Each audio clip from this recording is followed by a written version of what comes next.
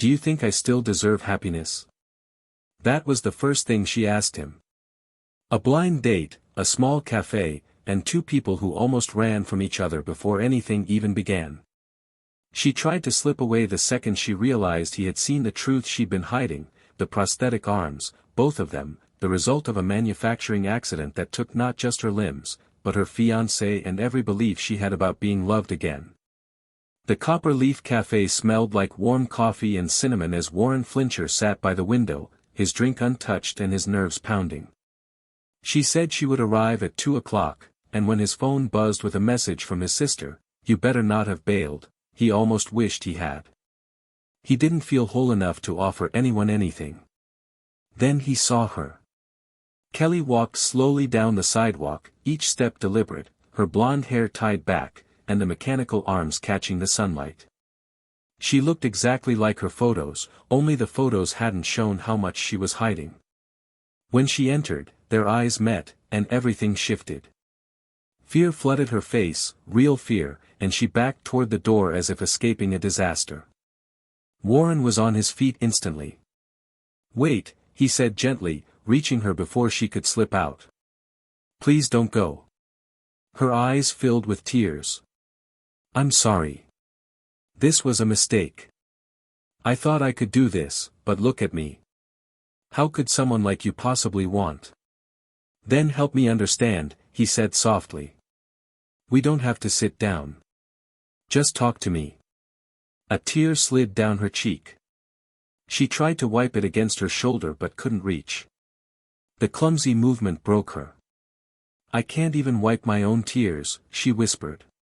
Warren couldn't stop himself, he gently wiped her cheek with his thumb. She froze, breath shaking. "I almost didn't come either," he admitted. "My 7-year-old had to pep talk me over breakfast. You won't believe what she said just to get me out of the house." That made Kelly smile through her tears.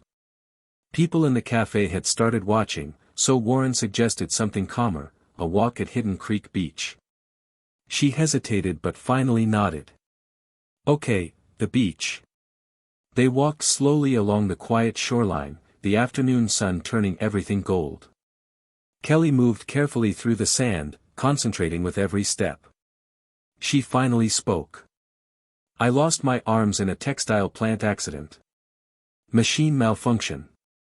By the time they got me out, there was nothing left to save." Her voice trembled, but she kept going. "I can push doors open, carry bags if they have handles I can hook, stabilize things against my body. But I can't pick things up. Can't button my clothes. Can't tie shoes. Can't cook. Can't hold a phone. Can't even hug anyone back." She stopped walking. "My fiancé left 6 months after the accident. Said he wanted someone who could do normal things. Someone whole." Her voice broke. Warren felt a flash of anger but kept it inside because this wasn't about him. Kelly continued, explaining her remote job, adaptive technology, and her home care aide who helped her with daily tasks. "I'm 29 and I need help getting dressed," she said with a bitter laugh. "When I saw you at the cafe, so normal, so put together, I realized how foolish I was to think someone like you would want someone like me." "Stop," Warren said firmly. He moved in front of her, meeting her eyes. "Do you want to know what I saw when you walked in? I saw someone brave enough to try, even with all that fear." He hesitated, then shared his own truth. His wife had died from a sudden aneurysm 2 years earlier.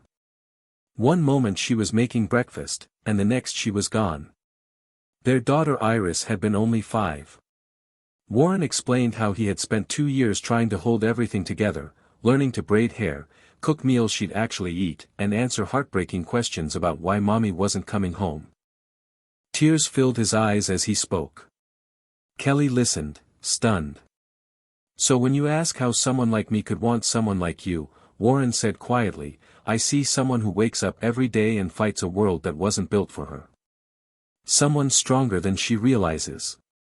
Kelly's tears streamed freely again. She couldn't wipe them, couldn't hide them. Warren pulled out a tissue and gently dried her cheeks, tender and careful. "I've got you," he whispered. "It's okay."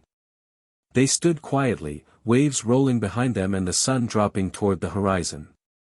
"Would it be alright if I hugged you?" Warren asked. Kelly nodded, unable to speak. Warren wrapped his arms around her carefully, mindful of the prosthetics. She couldn't return the hug, but she leaned into him, resting her head against his chest, feeling his steady heartbeat. "Do you really think," she whispered against his shirt, "that someone like me could still deserve happiness?"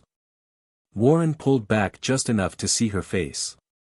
"I think we both do. And maybe we can figure out what that looks like, one day at a time. No pressure, just possibility." For the first time since the cafe, something like hope softened her expression. "I'd like that," she said.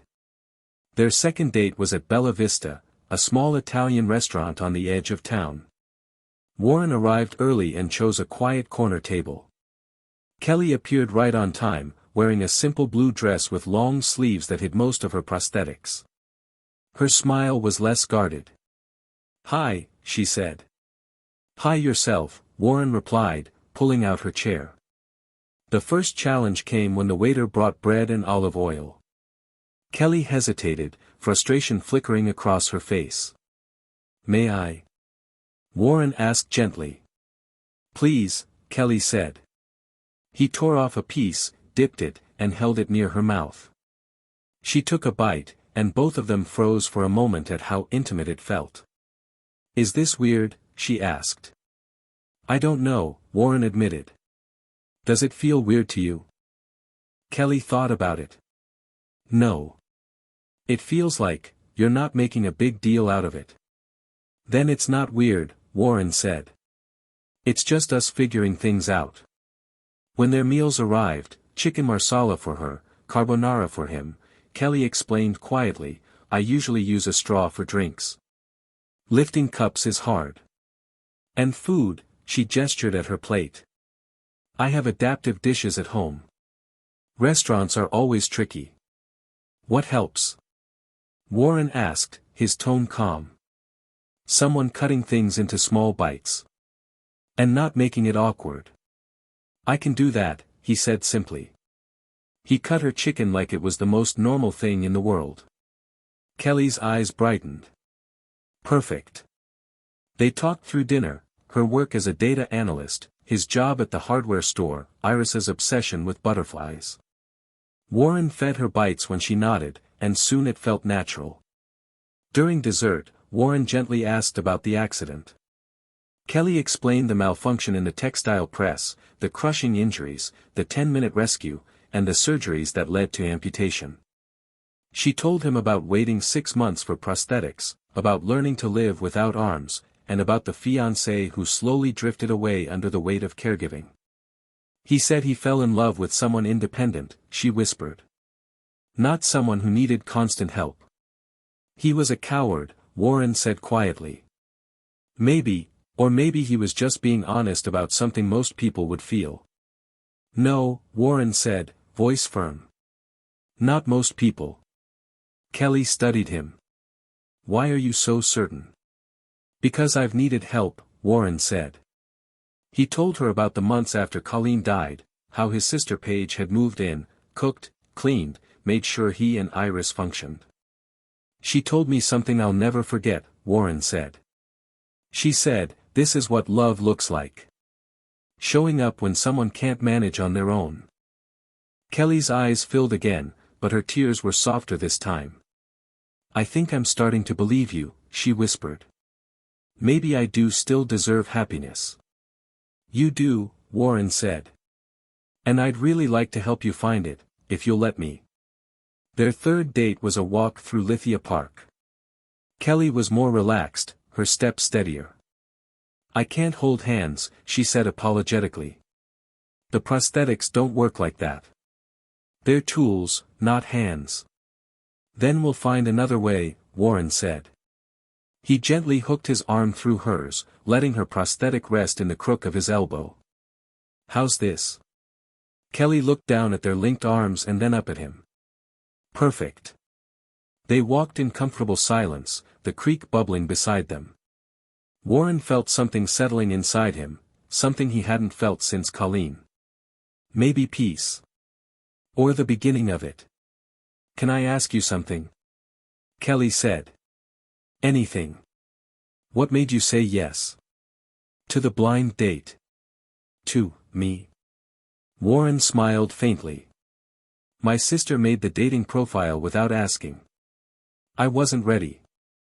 I didn't think I'd ever be ready. But then you messaged me." "What did I say?"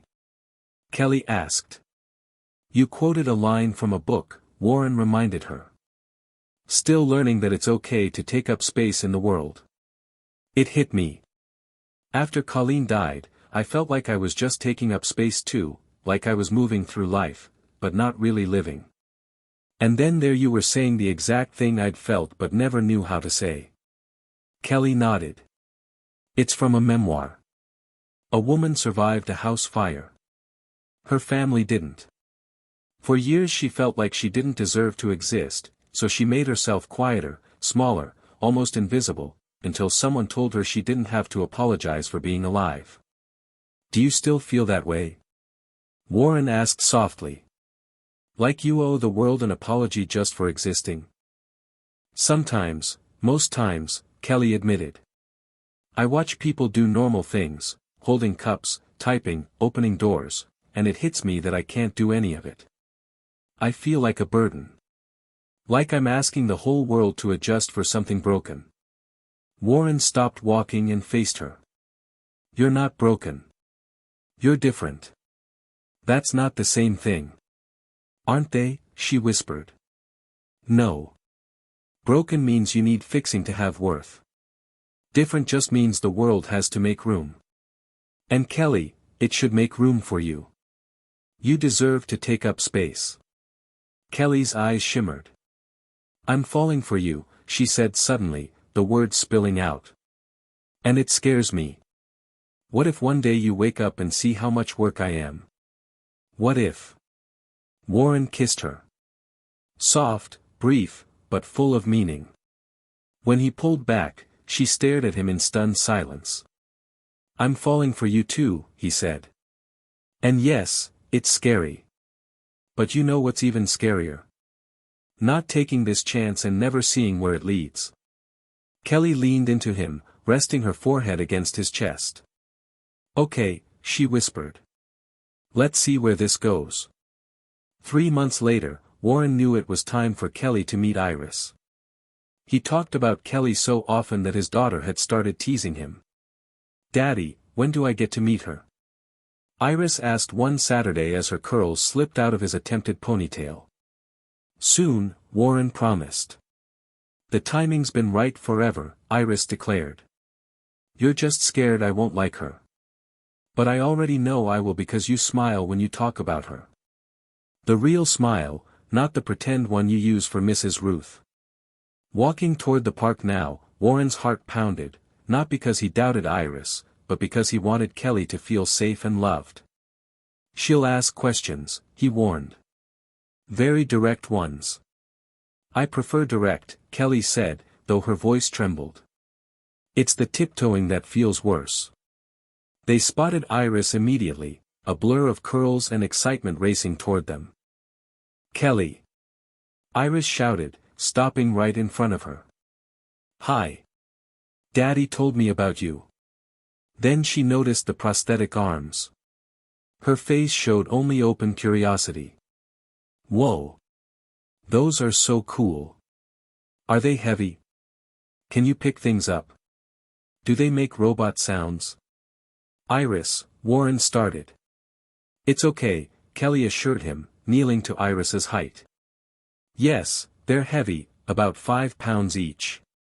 No, they don't pick things up, and they don't make robot sounds. But they help me push doors and carry bags." "What do you do when you need to pick something up?" Iris asked earnestly. "Usually, I ask for help," Kelly said. "Or I use my feet for things on the ground. I've gotten pretty good with my toes." Iris's eyes widened. "That's awesome. I wish I could use my feet for stuff, but Daddy says no. We are not eating with feet, Warren muttered, trying not to laugh. I can help you, Iris said proudly. I help Daddy all the time. I can reach high and low things. Sometimes I drop stuff, but Daddy says that's okay because I'm learning. Kelly's eyes filled. Thank you, Iris. That's very kind. Come on. Iris grabbed their attention again. I want to show you my favorite tree. She reached instinctively for Kelly's prosthetic hand, then paused. You can walk next to me, Kelly said gently. We can talk while we walk. Okay. Iris skipped beside them, chattering about butterflies, her friend Emma, and how Mrs. Ruth showed them a documentary about monarch migration. At the ice cream shop afterward, Warren held Kelly's cone for her. Iris watched closely as her own cone dripped down her fingers. Do you need help eating all the time? Iris asked. Not always, Kelly said. At home I have special dishes that make it easier. But ice cream cones melt fast. They're tricky. I could help you. Iris declared. I drop things too. A lot. Me too, Kelly said gently. Even with my prosthetics. Iris's face lit up. Really? Daddy gets upset when I drop stuff. He just worries about you, Kelly said softly. That's what people do when they love you. Later, as they walked to Warren's car, Iris slipped her hand into Kelly's prosthetic one, resting it against the cool metal. I like you, Iris said seriously. You're nice and you don't talk to me like I'm a baby. And you smell like vanilla.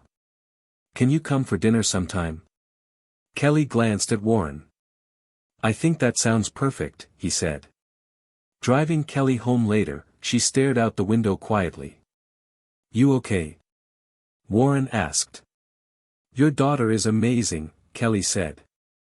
She didn't treat me like I was broken. Just curious. And so kind. She gets that from her mom, Warren said softly. Colleen always made people feel seen. Kelly came for dinner that Friday. Warren had cooked all day, with Iris as his enthusiastic sous chef. Daddy, you're burning the garlic. Iris announced. I see that, Warren said, panicking over the stove. When Kelly arrived, Iris opened the door proudly. We made spaghetti. Well. Daddy made it and I helped by not touching the stove. Kelly laughed, a warm, genuine laugh that made Warren's heart flip. Dinner was beautifully chaotic. Iris told dramatic stories, nearly knocking her milk over twice. Warren helped Kelly with her food, and Iris helped too, carefully cutting her garlic bread into little pieces. Later in the living room, Iris spread her butterfly books across the table. This one is my favorite, she said, pointing to a monarch. They fly all the way to Mexico, thousands of miles. Mrs. Ruth says it's one of nature's greatest mysteries how they know where to go. She says they follow the sun and the Earth's magnetic field. It's like they have a built-in compass, Kelly said. Really? Iris's eyes widened. That's so cool. How do you know that? I read a lot, Kelly admitted. It's one of the things I can still do easily. My e-reader has voice commands, and I use a stylus with my mouth to turn pages. Can I see? Iris asked eagerly. Kelly pulled out her phone and showed her how she used voice commands and the adaptive stylus. Iris watched with fascination, asking question after question. Warren sat back, quietly taking it in, his daughter so naturally accepting, and Kelly growing more relaxed with every minute. Later, after Iris went to bed, Warren and Kelly sat together on the couch, close but not touching. She's wonderful, Kelly whispered. You've done an incredible job with her. Most days I feel like I'm failing, Warren confessed. Like I'm not enough. You are, Kelly said firmly. She's kind and confident because she feels safe. That comes from you. Warren looked at her for a long moment, and the words slipped out before he could stop them. "I'm in love with you." Kelly froze. "You don't have to say it back," Warren said quickly. "I just needed you to know. I love your honesty about what you can and can't do. I love how patient you are with Iris. I love that you let me help without making it feel heavy. I love." Kelly leaned in and kissed him, stopping his words. When she pulled back, tears filled her eyes. "I love you too," she whispered. "And it scares me. What if this becomes too much? What if building a life with me is different from dating me?" "Stop," Warren said gently. He cupped her face and wiped her tears with his thumbs. "We'll take it one day at a time. Together." As months passed, Warren learned every detail of Kelly's routine, the things she could do independently and the things she needed help with. Mornings were the most challenging. Patricia, her aide, came 3 days a week to help her shower and dress in clothes with complicated fastenings. "On the days she doesn't come," Kelly explained, showing him her closet, "I wear clothes I can manage myself. Elastic waists, pullovers, slip-on shoes." He learned her apartment setup too, everything organized within reach, voice-activated lights, lower shelves, and a special stand for her phone so she could use the mouth stylus. "I've adapted a lot," Kelly said during one visit.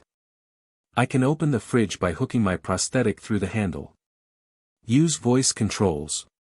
Turn knobs by pressing both prosthetics together. But some things are impossible alone." "Like what?" Warren asked gently. Kelly hesitated. "Cutting my nails. Fixing my hair. Opening jars. Picking up dropped things. Buttoning pants. Zipping zippers. Putting on a bra. And, wiping my own tears." Warren pulled her into a careful hug. "Then I'll help you with those things, however much you'll let me." "Don't you ever feel burdened?" she whispered. "No," Warren said simply. "I feel grateful. Grateful you trust me. Grateful you're patient while I learn. Grateful you're in my life." One evening, 4 months into their relationship, Warren arrived to find Kelly in tears, pasta sauce splattered across the floor. "I can't even make dinner," she said shakily. "I'm so tired of feeling useless." Warren didn't lecture or comfort with words. He cleaned the floor, stood up, and met her eyes. "You're not useless. You're human. Everyone needs help." He paused. "How about takeout tonight, and tomorrow you teach me how to help you in the kitchen? Not to do things for you, but to be your hands when you need them." Kelly stared at him, surprised. "You really want to cook with me even if it means doing most of the work?" "I want to do things with you," Warren corrected. "That's different." The next night, they cooked lasagna together, Warren handling the physical tasks while Kelly directed every step. They laughed when he splattered sauce and when her prosthetic knocked over the oregano. When the lasagna came out bubbling and golden, Kelly's eyes filled. "I made that," she whispered. "We made that," Warren said, kissing her temple. 5 months after their first date, the three of them were having dinner when Iris suddenly set down her fork. "I made a list," she said seriously. "A list?" Warren asked. "A list of reasons why Kelly should move in with us." Warren nearly choked. Kelly stared. "Would you like to hear it?" Iris asked. Sure," Warren managed. Iris unfolded a crumpled paper. Reason 1, Kelly makes Daddy smile the real smile. Reason 2, Kelly tells good stories and doesn't mind my questions. Reason 3, Daddy is calmer when Kelly is here. Reason 4, I like helping Kelly and helping people we love is important. Reason 5, I love Kelly, and I want her to be part of our family. By the time she finished, both adults were crying. "Iris," Kelly whispered, "that's the most beautiful thing anyone has ever said to me. So, will you think about it?"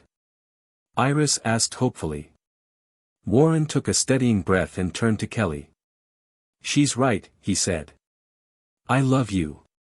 And I know living together means adapting, working around Patricia's schedule, adjusting routines, making the house accessible. It means I'll help you with mornings, evenings, and everything in between. But what we have is real. If you're ready, move in with us. Be part of this family. Kelly looked at Warren, then at Iris's hopeful eyes, and thought of the woman who once tried to run out of a cafe, so sure she didn't deserve love, so certain she was a burden. But this man had shown her something else.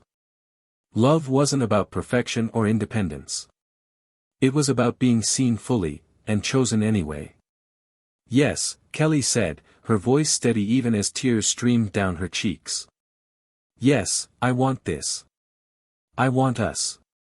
It won't always be easy, Warren said, wiping her tears gently. Nothing worth having ever is. Iris threw her arms around both of them. Best day ever. Or at least top 5.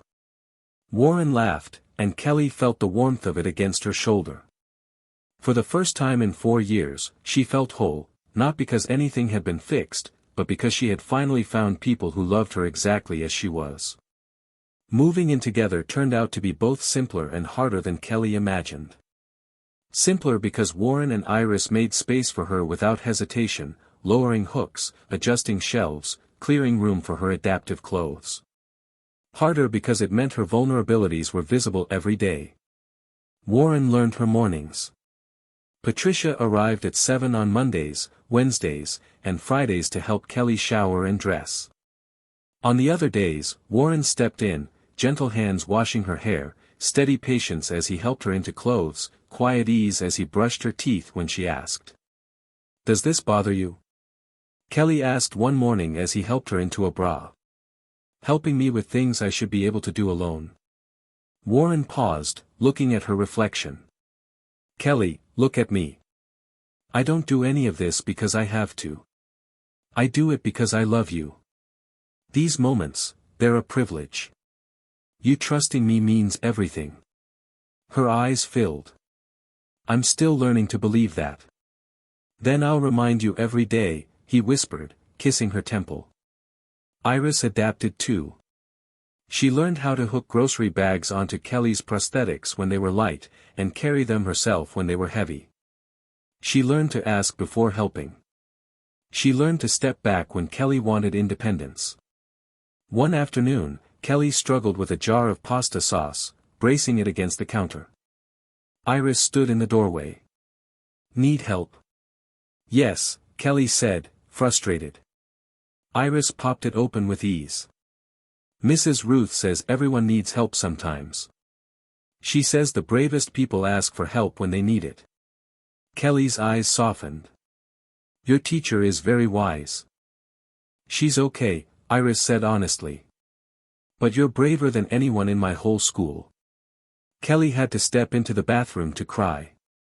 6 months after she moved in, they returned to Hidden Creek Beach, the place where everything had started.